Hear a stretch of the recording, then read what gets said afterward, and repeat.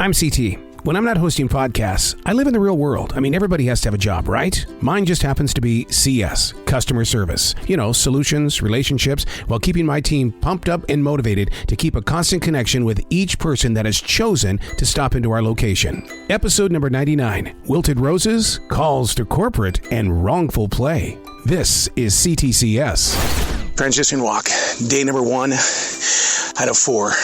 Man, a transition walk is what I take every day when I have to transition between being a podcaster in the studio, talking with people of creativity and fame, and then I have to transition my way into thinking customer service, finding solutions. And so, and I learned that in order to be able to do both positions without there being some sort of internal war, you got to take a walk, dude. You got to take a walk and you got to let nature move through you so that you can cleanse everything that once was in that production studio, because it has nothing to do with a grocery store. And oh my God, there's more drama in that grocery store than when you're talking with somebody on the phone or on Zoom that doesn't like what you're saying. In the car driving to CS, one of the things that I make sure that I do not do is look at the schedule that is planned out for us the next day. The reason being is because I don't want to know what team players are on that list. Come on, I'm just like anybody else. You have your favorites, and you have those that really, you know, they're gonna bring you down. They're absolutely emotional vampires. And so I'm like maybe less than a mile from the store itself, and my mind is going, okay, is this going to be a gift of a day, or is this going to be a nightmare? And you know what? In all honesty, you know what my first response was? Dude, it's your choice. You can either make it a nightmare or a great day. And the brand new week starts off with a scanning error. 2 of them. 1 and 2. And that always makes me really nervous because, you know, some of these big time stores are getting in trouble for having wrong prices. They're getting fined huge numbers because the price that's on the actual product doesn't match what's going through the register. And so I just had 2 in a row. That's how my day starts. You know what this is? That lady's shit. Yeah, well, she goes, you know, she gives you all these cards, yep, and she says, I'll be right back. Well, it's been 10 minutes. So, you know, of course, I'm sweating up a storm right now thinking I'm going to be the one that's going to be buying these damn tickets. She usually comes back, but I mean, but still, you can't sit there and, you know. Because that's what, $14? $14, yeah. That'd be some damn way. It's our first edition of What Would You Do? Real life situation that happens inside the grocery store. And the question is, what would you do in this situation? We had a guest that came in with 1 wilted rose, and it came from a dozen red roses. Okay. Here's the thing. I said, do you have a receipt? No, I just want to exchange them. Okay, that's fine. That's cool.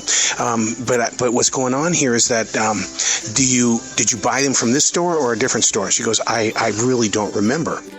And as I was looking at the actual package for the bouquet of roses, the part of it that says that we guarantee these roses until everything else on the sticker looked great, but that part of it was gone.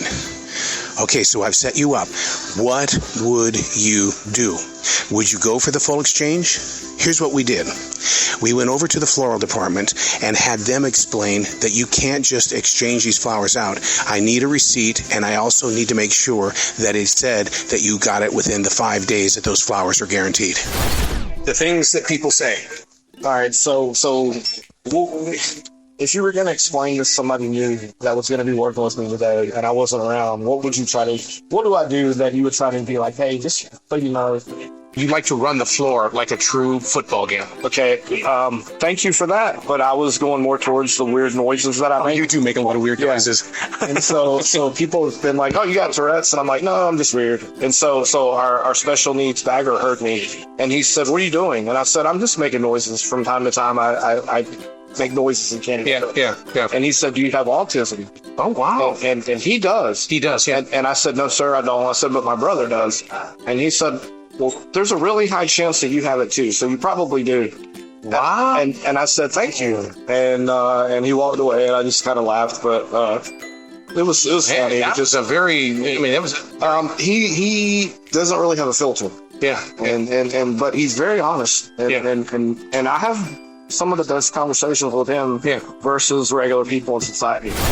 When it comes to eggs, a common problem that we consistently have is that people will come up to the front and say, I saw the sign back there. It said that it was 2 for $7. Why did it charge me $4.95? Well, what happens is they're seeing large eggs, and then next to it are the extra large eggs. Now, they're either saying, okay, maybe I can pull one off on these guys up here in the front, or they really are making an honest mistake. I'll lean on that, but that is a common problem where they're always getting the extra large eggs mixed up with the large eggs. I got to give you an update on what happened with the woman and where they said that they wouldn't cut into something. What it wasn't ribs, it was red potatoes. So it was her southern accent. And so the produce wouldn't break into a bag of potatoes and dump them out there. They're out there anyway, but they're just out of them on the counter. And so they said, no, I'm not going to open up a bag just for you. And so then our GM goes back and says, screw this, it's only a couple of bucks. He comes back with an entire bag and just gives it to her. So I'm still lost. What did she want from the get-go? She wanted red potatoes, the little red potatoes. Yeah. And they didn't have any back there in the normal produce. And so she asked, can you just cut this one open and spread them out? They're the same exact potato. And the produce department said, no, we don't do that here.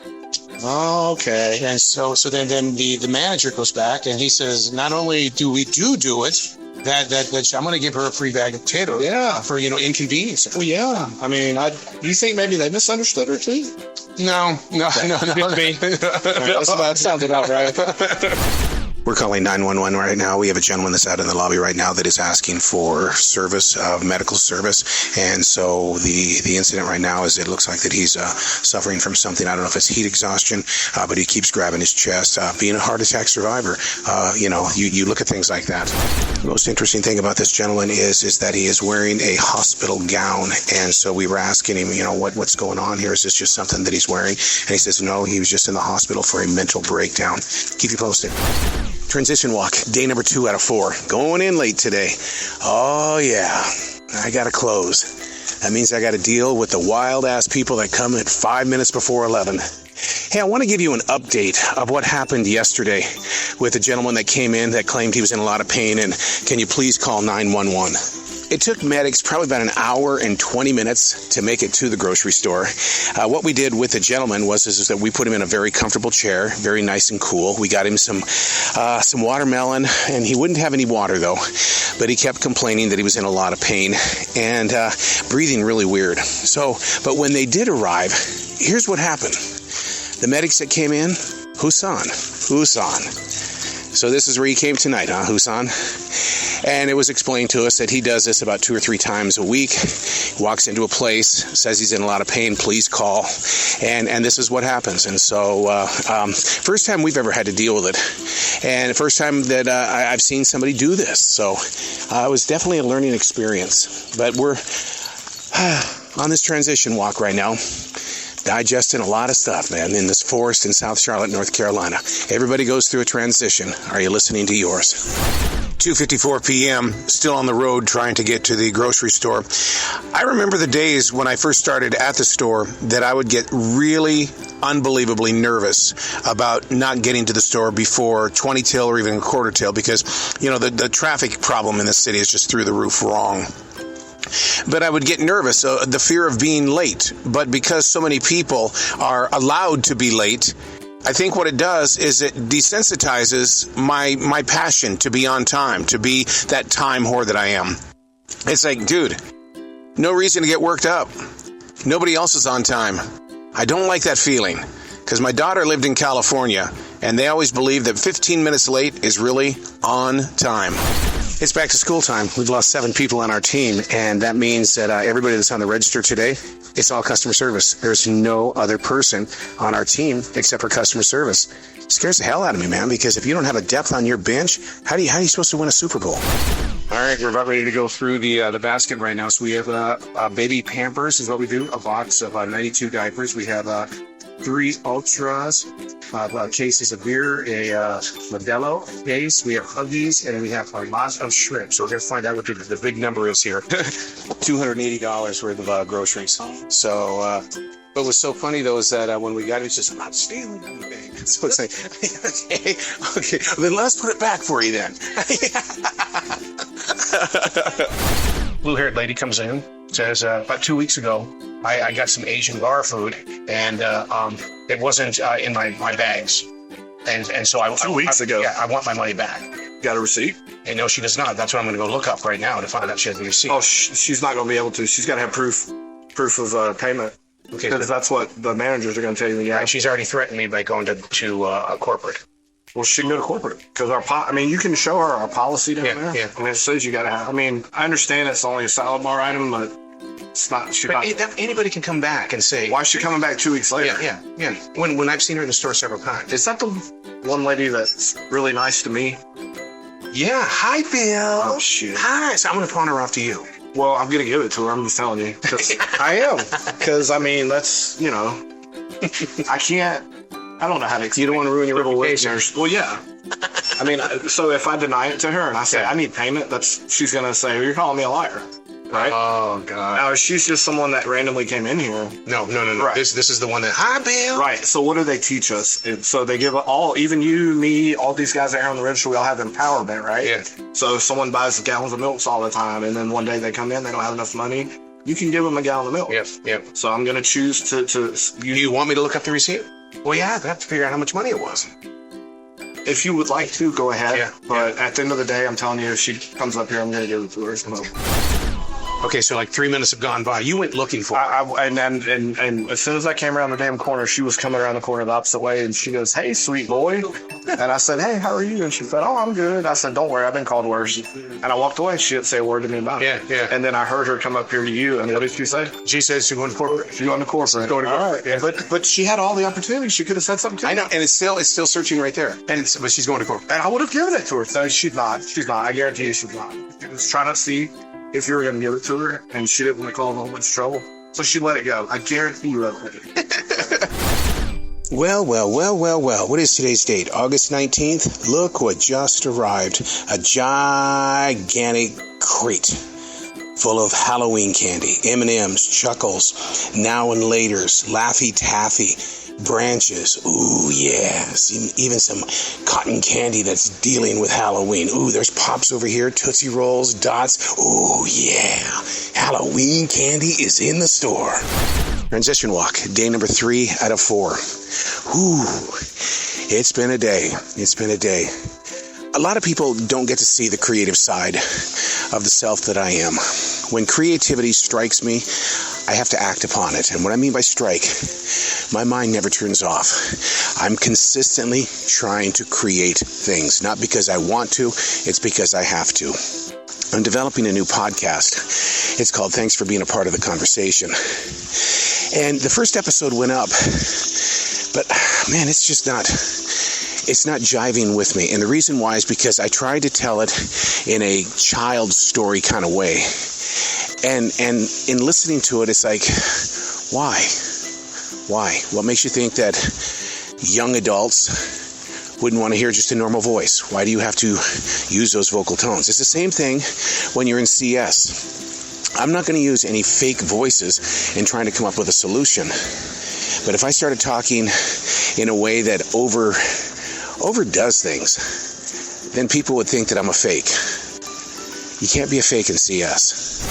I'm always in a state of wonder when somebody brings back a used bottle of Astroglide.